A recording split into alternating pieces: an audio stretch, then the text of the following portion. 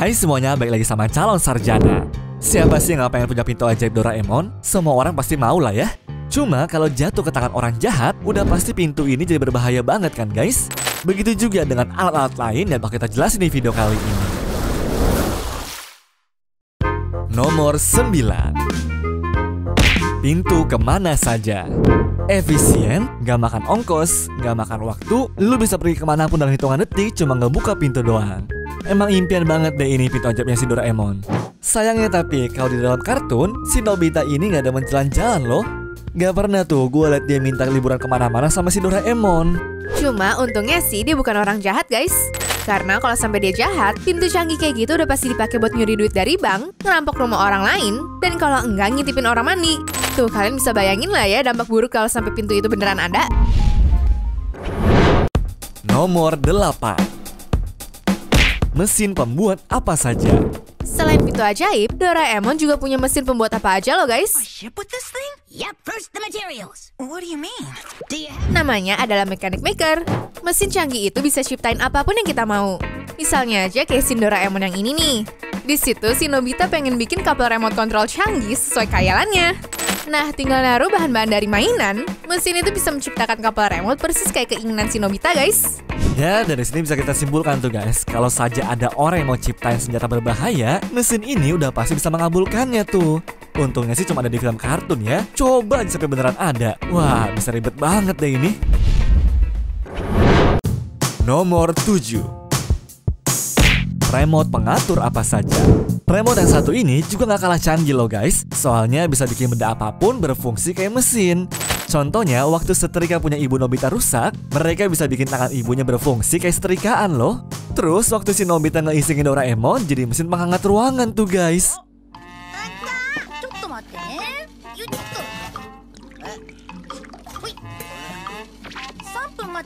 Bah, bener-bener praktis banget deh. Tapi jika dilihat dari sisi negatifnya, kalau sampai benda secanggih ini jatuh ke tangan penjahat, bisa aja mereka bakal ngubah tangannya jadi senjata berbahaya loh guys. Belum lagi kalau tuh orang ngubah badannya jadi anti peluru, udah pasti bakal ngerepotin seluruh dunia kan? Pokoknya banyak potensi kriminalnya deh kalau sampai disalahgunakan.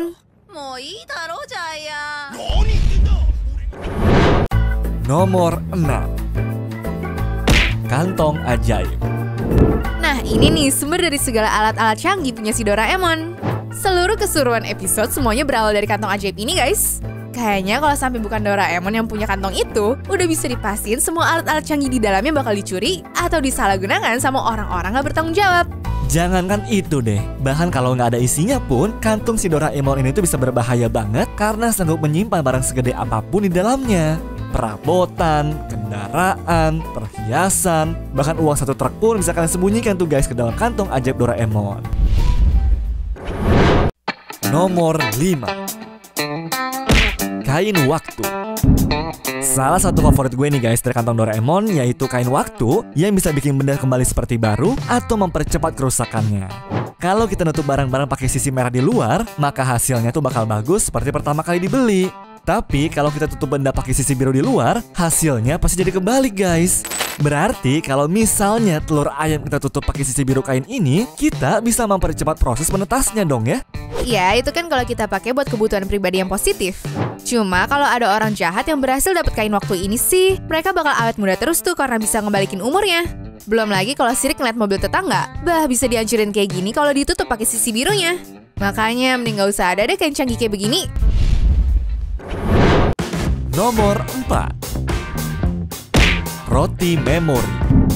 Buat orang yang malas belajar dan juga susah menghafal, kayaknya roti canggih dari kantong Doraemon ini patut dicoba deh ya. Misalnya nih kalau besok ada ujian, cukup tempelin aja tuh roti itu ke buku catatan kayak begini nih guys. Abis itu tinggal dimakan aja deh supaya materi pelajarannya langsung masuk ke otak. Praktis banget kan? What is 6.5 times 2.6? Oh man, that's hard. How would I know that? Whoa, it's 16.9.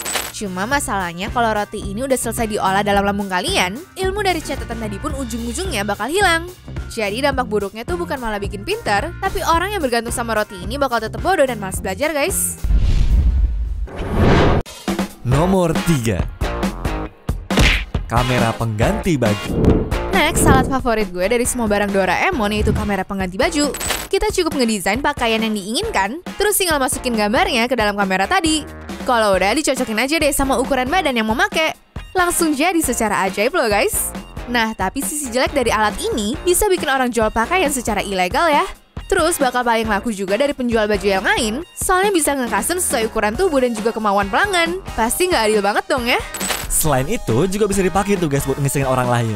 Kayak nih kasih Nobita kali ini nih, dia ngubah bajunya si Suneo sama Giant jadi pakaian cewek tuh guys. Terus kalau jatuh ke tangan orang mesum, bisa aja pakaian cewek tuh diganti jadi imajinasi kotornya kan? Dan pastinya bakal ngerugiin banyak orang lah ya.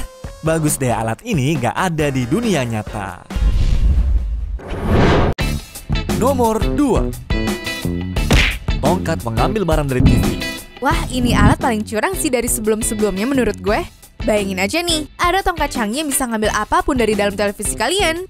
Lihat iklan apapun di TV, langsung tinggal comot aja tuh barangnya. Tanpa gue jelasin pun kalian udah tahu lah ya, kalau tongkat itu sama kayak tindakan pencurian. Soalnya bisa aja tiap iklannya muncul, kita ngambil barang yang sama terus-terusan buat dijual.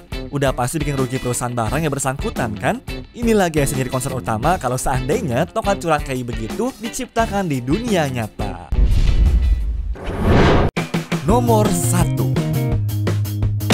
Bilik telepon permintaan.